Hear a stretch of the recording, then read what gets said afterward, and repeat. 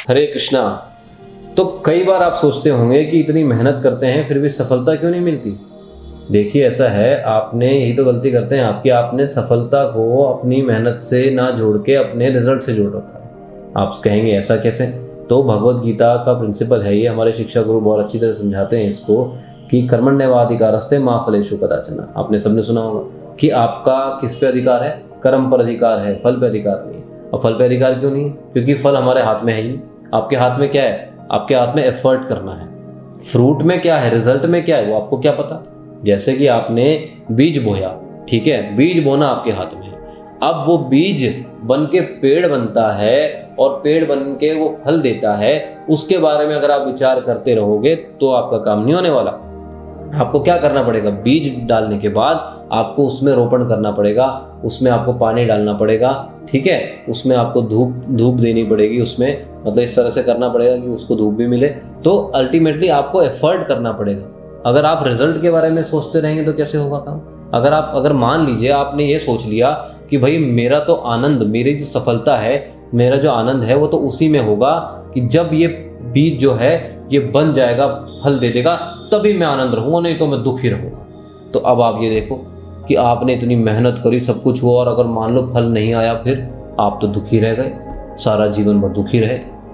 तो इसलिए आपसे प्रार्थना है, अपनी एफर्ट को ही अपनी सफलता माने।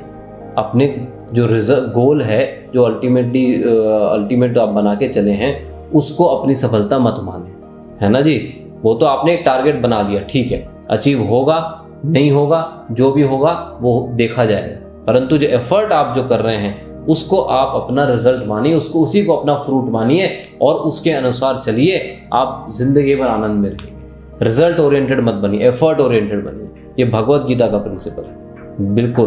तो आपसे प्रार्थना है आप ये ध्यान से समझिए, बहुत सिंपल प्रिंसिपल है ये, कोई ज़्यादा इसमें दिमाग नहीं लगाना आपको। जैसे कि मान लो फुटबॉल खेलते हैं लोग बाग, तो फुटबॉल में क्या होता है कि एक गोल होता है, ठीक है। अब उस गोल के अंदर व्यक्ति को बॉल ले जाकर और उस गोल में डालनी होती है।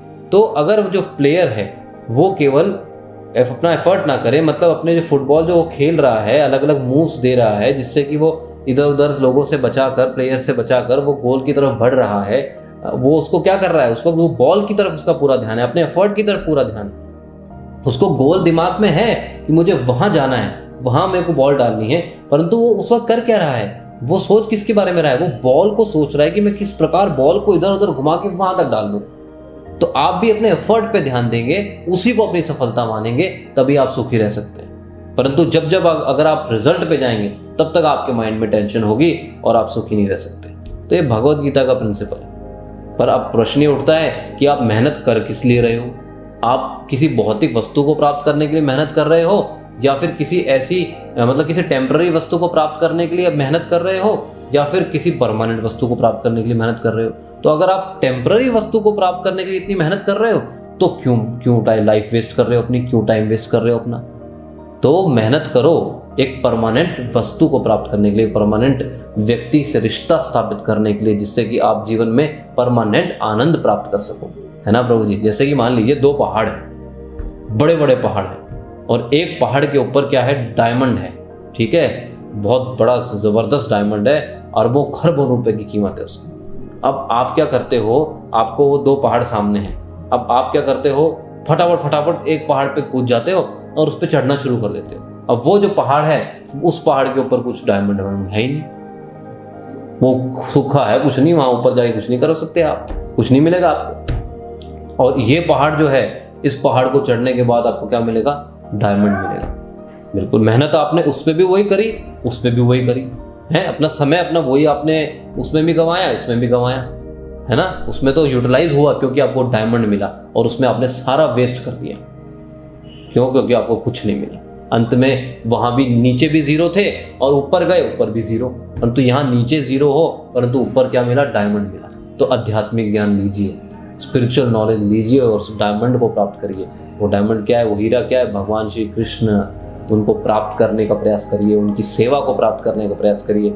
और वो कैसे होगा, वो आदेशों का पालन से होगा, उनके आदेशों का पालन करिए आप, है ना प्रभु जी। जैसे कि मान लो पहाड़ का एग्जाम्पल ले लेते हैं कि गुरु है, गुरु आपको बताता है कि उस माउंटेनियरिंग पे चढ़ने के लिए आपका गुरु होगा, वो आपको बताएगा कि इस तरह से इस माउंटेन पे चढ़ा जा सकता है, हैं? ये टूल्स का इस्तेमाल करके आप माउंटेन पे चढ़ सकते हैं। तो इस तरह जो गुरु होते हैं वो बताते हैं कि भगवत गीता में भगवान के क्या आदेश हैं और किस प्रकार आप भगवान को प्राप्त कर सकते हैं, उनकी सेवा प्राप्त कर सकते हैं और जीवन में एक ज़बरदस्त आनंद प्राप्त कर सकते हैं जो कि आपके सारे दुखों से मुक्त होगा। तो आप ऐसा आनंद प्राप्त नहीं करना चाहते? करना चाहते हैं ना? तो ऐसी मेहनत करिए जिससे कि आपको परमानेंट रिजल्ट मिले, टेम्पररी नहीं। उसी में आप सफलता प्राप्त कर सकते हो और सफलता से आप आनंद प्राप्त कर सकते हो। वही आनंद है। समझ में आया आपको? उसी से आपको आनंद मिलेगा। हरे कृष्णा, जय गौर।